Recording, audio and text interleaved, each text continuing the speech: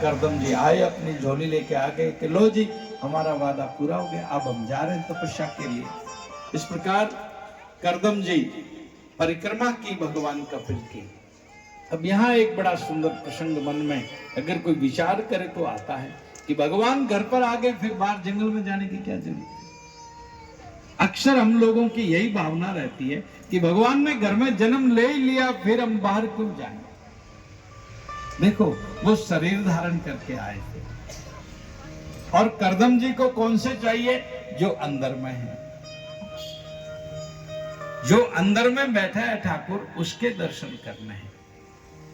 शरीर धारण करके वही आया है, लेकिन उसी की छवि है। लेकिन जिस समय जैसे विधान हो उनके अनुसार चले। भगवान को जानने की विधि यही बताइए कि उत्तम विधि है कि परमात्मा को अपने अंदर में जान लेना चाहिए।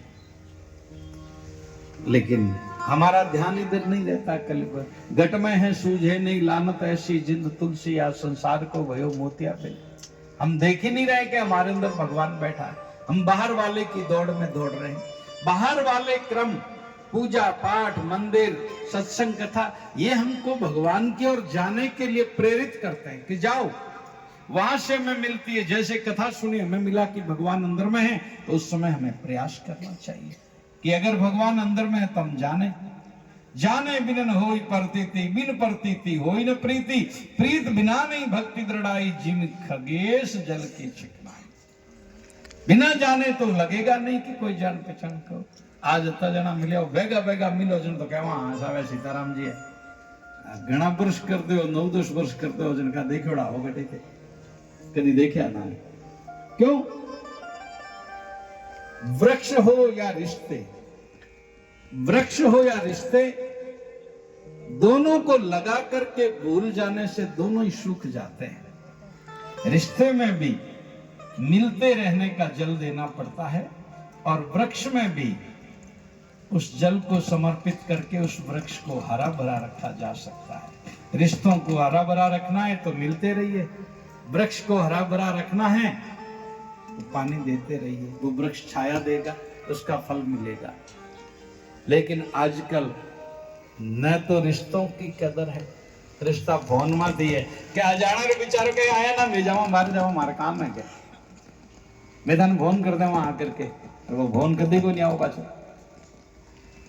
क्योंकि नित्य बात करने पहले आंखें फाड़े चिट्ठी का इंतजार करते थे कि कागज आई, डाकियो आओ तो देखते थे अंदर से क्या किसी का पत्र आया है ही को नहीं। डाकिया ने तो नौकरी खत्म हो गई, तो गवर्नमेंट बंद कर दी शायद, पता ही नहीं है ही नहीं, आती नहीं चिट्ठी। मोबाइल ने सबको लाइन में ले लिया, इसलिए बिल्ली बनर आजकल तो मोबाइल में दिया जाए, दुकान ही को जाना पड़े, सामान रो ऑर्डर जाओ पर बिल बनर आ जाए, पैसा भी मोबाइल में। आदमी रो काम लगभग शौक हो रहा है। मारी साहब हूँ आदमी रो काम भगवत प्राप्ति रो भी में लाग जानो चाहिए बिना टाइम से, और नहीं लाग गया तो पछे मोबाइल ही पछे सगड़ा ही आजकल में कहीं आवे नहीं। पंडित जी पूजा कराओ भाई मोबाइल में थे, मंत्र भी मोबाइल में थे, बाकी सगड़ा ही काम बस मोबाइल में तो ही ठीक है। हम लोगों को इस विषय में चिंतन करना चाहिए। भगवान कपिल देव का जन्म हुआ, करदम जी महाराज चले गए वन में तपस्या के लिए। बहुत दिन रहने के बाद एक दिन मां देवहूति जी ने करदम जी से प्रार्थना की, हे भगवान, मैं और मेरा इस संबंधों से उलझे हुए मेरा जीवन पूरा चला गया, मैं मेरेपन को छोड़ नहीं रहा है, इसलिए आपसे प्रार्थना करनी है मेरा इस संसार मोह से पीछा छुड़ाओ। कपिल भगवान ने कहा, माता जी ये काम तो गुरु जी का है, गुरु जी के पास जाओ। मां देवहूति ने कहा कि मैं इस वृद्धावस्था के अंदर अब किस गुरु के पास जाऊं, किसको ढूंढूं? आप ही मेरे गुरु हो, आप ही मेरे भगवान हो। आप ही कृपा करके मुझे मार्ग बतलाइए कि मैं जीवन का उद्धार कैसे करूं, उस जीवन का निस्तारण कैसे करूं। भगवान कपिल देव ने अपनी माता जी को तत्व ज्ञान करवाया।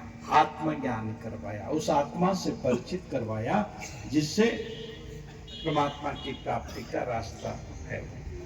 आत्मज्ञान करवाया। भगवान कपिल देव ने सांख्य शास्त्र की रचना की और सांख्य शास्त्र की रचना के बाद महाराज परीक्षित कहते हैं कि गुरुदेव भगवान कपिल के बाद में आगे महाराज मनु के 2 पुत्र थे। बोले हाँ। महाराज उतानपाद राजगद्दी पर बैठे, मनु के बाद में उनके एक पुत्र हुआ ध्रुव।